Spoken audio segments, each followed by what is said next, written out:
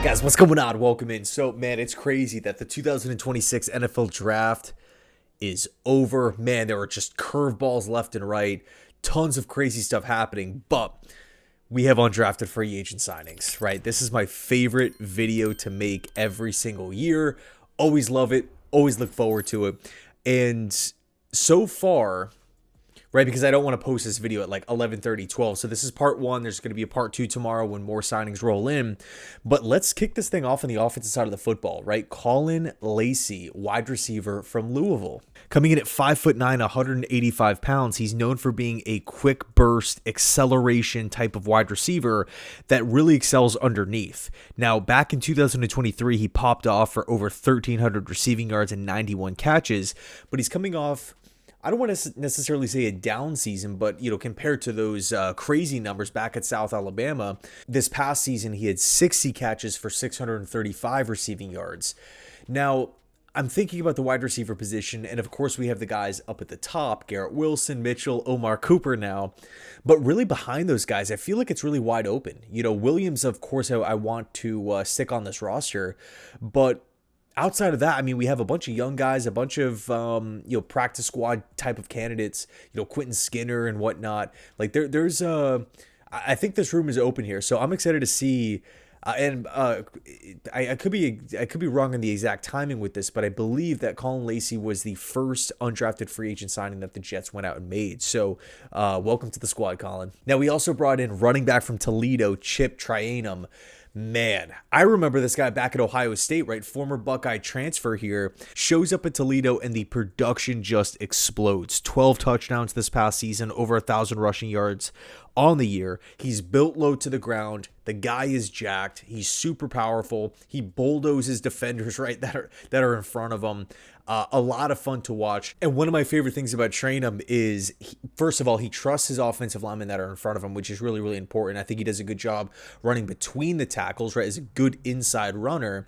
But, because of his size, because he's built so low to the ground and he does possess a lot of power, he will lower the shoulder and just truck linebackers over. It's almost like DBs and whatnot, they don't realize how much power he's actually carrying. They go in and try to make a hit and they just get knocked back. It's funny, but running back, this is one of those positions where we brought in Donovan Edwards last cycle, right? Last in that undrafted market, and we let him go. And that was one of the top undrafted free agents on the market. We let him go. He ends up in Washington. Turns out we needed a running back this past season. So hopefully the Jets don't make that same mistake again. Now, we did bring in a kicker, right? This was I would say a pretty big position of need. Will Faren from BYU. My two favorite things about Faren, he is experienced, right? 49 career games, which is awesome. But his extra point conversion rate is almost perfect, man. This probably keeps him up at night, but he is 122 out of 123. Out of 123 attempts, he has one miss. Field goals, on the other hand, over the course of these 49 games, 58 out of 71 this past season from 50 yards, 5 of 8. Okay, so adding another kicker here to the mix, someone with a lot of experience. And, experience is I would say, important for these training camp tryouts, right? These opportunities to potentially make the team, because think about the kicker position. Outside of quarterback, it's probably and maybe punter, it's probably the most position that requires the most mental strength as far as waiting around. I mean, we literally have something called icing the kicker. You got to be mentally strong. You have to. If you're mentally weak, if you're letting, small things bother you, get in your head, whether it's a defender, something that somebody says, social media, the last kick, whatever, it just can't happen. So you gotta be mentally locked in. And obviously, being an experienced kicker, being in a high pressure situation helps. Now, another BYU corner, Mory Bomba. Okay, now what's interesting about Bomba, he's never really been, going back, he doesn't have a ton of production. There's not really a ton of starts logged as well. So we haven't really seen a ton of Mory throughout the years. But the one thing about him, man, athletic profile and ceiling, right? 6'2", 193 pounds. with a team that's being ran by a former defensive back at Aaron Glenn, proceeding to also have 4 coaches that have a background in DBs, Slowick and Brian Duker, all these different guys. I think there's probably some coaches nodding their head yes when the question comes up of, hey, do we think that we can maybe develop this athletic prototype at the cornerback position that just hasn't really had a lot of production that we can pick up in the undrafted market, right? He definitely looks the part. Unfortunately, the production isn't there, but someone who, hey, get into training camp and you never know how things will go, being given an opportunity, we'll see how it plays out. Now, we also brought in a guard, Xavier Hill, right? Former LSU Tiger, former Memphis Tiger, and this past season spent it with Colorado. Now, we go back and look at what he was able to do for Memphis. It was sweet, man. It was sweet. Back in 2024, he was first team All AAC. The season prior, back in 2023, second team All AAC. Now, this season for Colorado did give up 3 sacks in 10 games, but 6'3", 307 pounds, 43 career games under his belt. Let's bring him into camp. I would say it's a pretty thin position right now, and let's see what he can do. Now, the Jets also signed Kendrick Blackshire, linebacker from UTSA. Former Alabama transfer. And I remember back in high school, he was a pretty highly regarded recruit, right? I remember seeing, when I saw the name, I'm like, where do I know that name from? I got to be honest, I didn't watch any UTSA football this past season, even though I'm a huge fan of Jeff Traylor. But I'm like, where do I know that name from? Went and I checked out his stats. I'm like, and then it hit me. I'm like, high school. I remember when he was coming out of high school. He was the 4th rated inside linebacker in the country.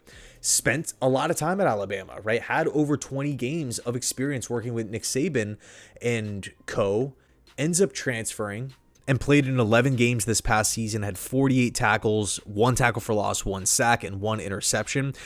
A little bit of an undersized player at 6'1", 236, but I would say that there's an upside there. Now, we also brought in wide receiver from Rutgers, former North Texas transfer, DT Sheffield. And he is a little bit older at 25 years old, but you go back to 2024 and look at his stats coming out of North Texas, 822 receiving yards, 11 touchdowns, and again, transfers over to Rutgers this past season, 5 touchdowns on the season, 577 receiving yards, and obviously the level of competition that North Texas is facing on a week-to-week basis is a lot different than Big Ten, defenses and whatnot. So even though there is a dip with 300 or so, give or take, receiving yards, I'm still happy that he was able to transfer over to Rutgers and get in the game, make an impact, and have, I would say a decent amount of production.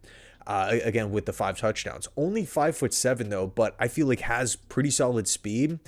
I'm interested to see maybe the battle here with, again, Lacy, who we talked about before from Louisville, and again, Sheffield. Now, a cool signing here, Garrison Grimes, long snapper, BYU. Now, personally, I'm just going to be honest, I don't know how to track long snapper success, right, if I'm just being honest.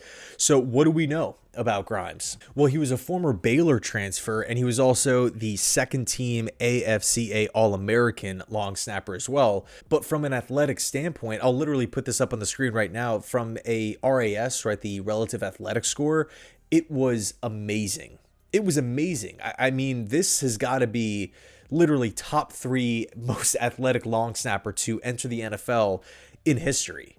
So interesting pickup here for the New York Jets. And last but not least for tonight, and again, we should have more signings coming in, Nathan Vorhees, edge rusher, Ball State.